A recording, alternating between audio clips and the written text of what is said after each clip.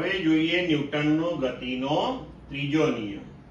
તો ન્યૂટનનો ગતિનો ત્રીજો નિયમ એવું કહે છે કે જ્યારે કોઈ પણ બે પદાર્થો વચ્ચે આંતરક્રિયા થાય છે ત્યારે એક પદાર્થ વડે બીજા પદાર્થ પર લાગતું બળ, જેને આપણે ક્રિયાગત બળ કહીએ, તો તેનું મૂલ્ય એ બીજા પદાર્થ વડે પહેલા પદાર્થ ઉપર લાગતું બળ, જેને આપણે પ્રતિક્રિયા બળ કહીએ, તેટલું જ હોય છે.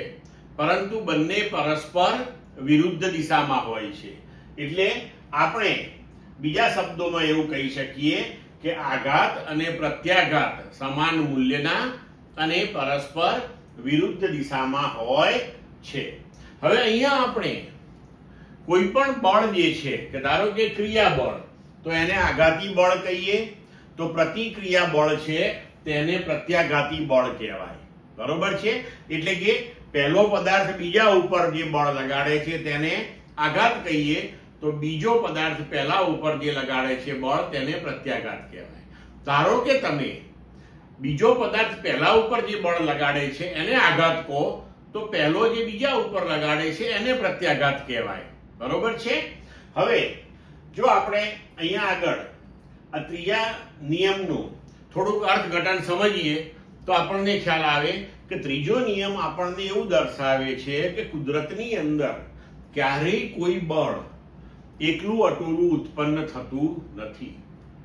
કુદરતની અંદર હંમેશા બળો આપણને જોડમાં જ મળે છે, હંમેશા જોડમાં જ મળે છે, અને એ જુદા જુદા પદાર્થો ઉપર લાગતા હોય, મૂલ્ય સમાન હોય, પરંતુ દિશા પરસ્પર વિરુદ્ધ હોય.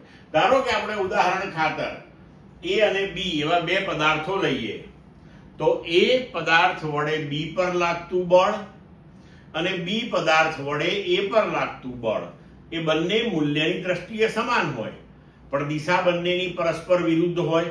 એટલે આપણે લખી શકીએ કે A પર B વડે બળ બરાબર માઇનસ B પર A વડે બળ.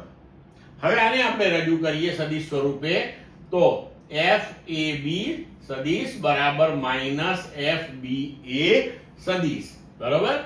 તો ક્લિયર મિત્રો? હવે